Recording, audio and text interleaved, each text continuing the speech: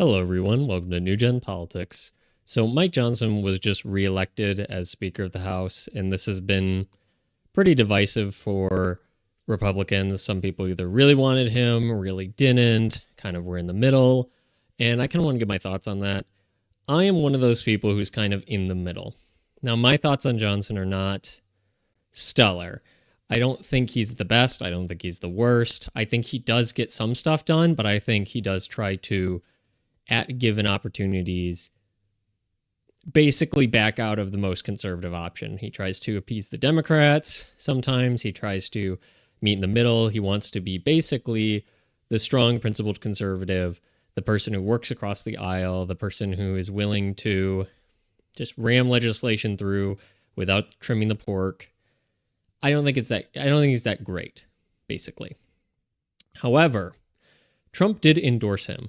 Now, that doesn't mean I like him because Trump endorsed him, but I think Trump thinks that he can work with Johnson. And by work with Johnson, I think more Trump thinks he can keep Johnson in line. If you look at Johnson's track record, he typically tends to come out in favor of something that is milquetoast Republican at best, and then progressively backs off that opinion to the more conservative side of the aisle when there's enough pushback against him by both his constituents and now even more so Republicans online, basically. Like the actual people who matter, who vote for these candidates, have been voicing their opinion more and more and more over the last few years. And to the point where now I think our actual congressmen are concerned about their positions based on people now actively paying attention. So Johnson will typically do something that's like meh, and then he'll come back and be forced into the more conservative position, whether he wants to or not. He seems kind of like a pushover, basically. He's a guy who wants to be a traitor but doesn't have the courage to do it. And so I think Trump thinks he can bully him, kind of push him around. Trump doesn't like people with strong personalities, and Johnson clearly does not have one. And I think Trump also believes that the people can exert that pressure from underneath, while Trump, as basically the president, can exert pressure from the executive branch as well. So Johnson and basically every congressman is getting hit on both sides by pushback. And I think Trump thinks he can work with him. He can kind of push him around. He can keep him in line.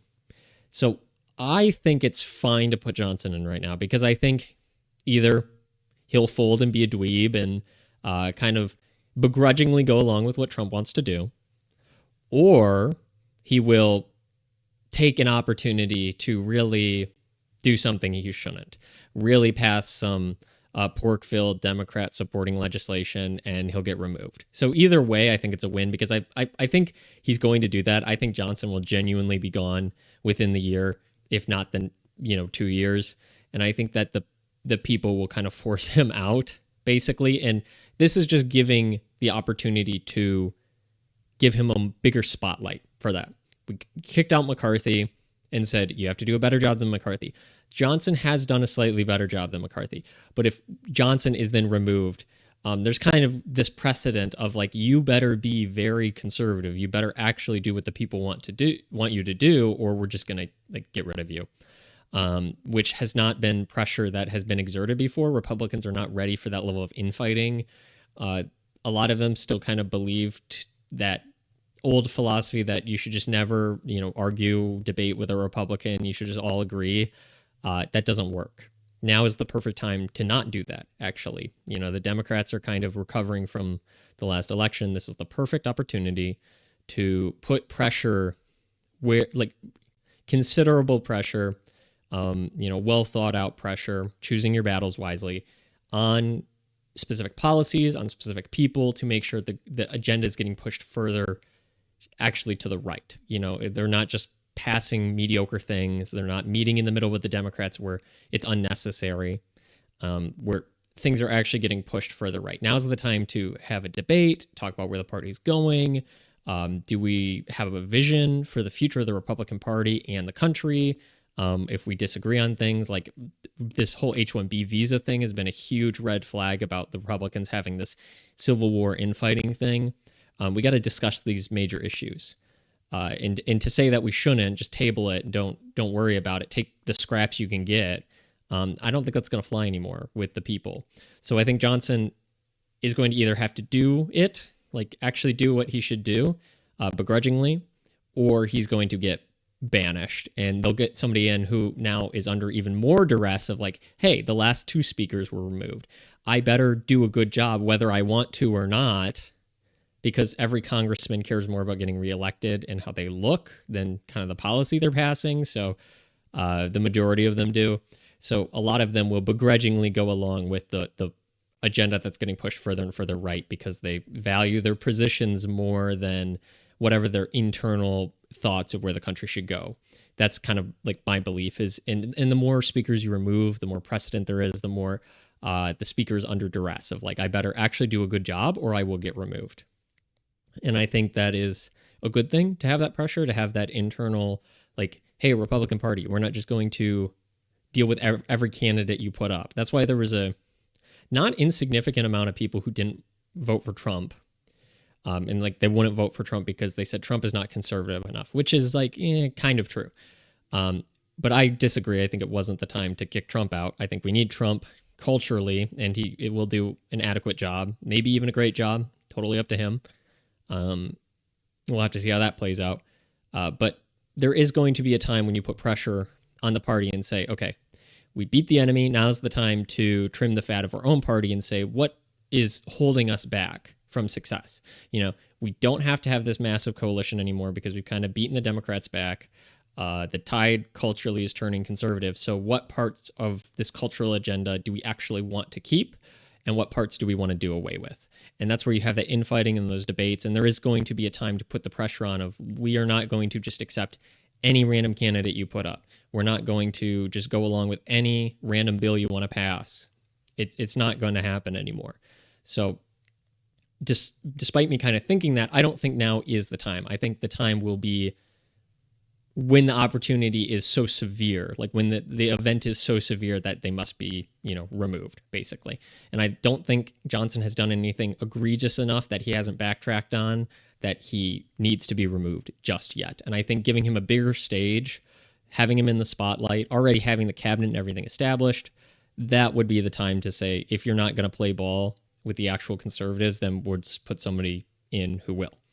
And I think Trump kind of thinks the same way. I think the people are that's kind of the sense I'm getting, is there's not too many people who really wanted, the only person who voted against and stayed against Johnson was Massey. There wasn't too many people who were diehards like, Massey should really just throw this thing, because I don't think it's the time. I think now's the time to let it play out and be kind of reactionary to where the party's going, what the people actually want, what can get done.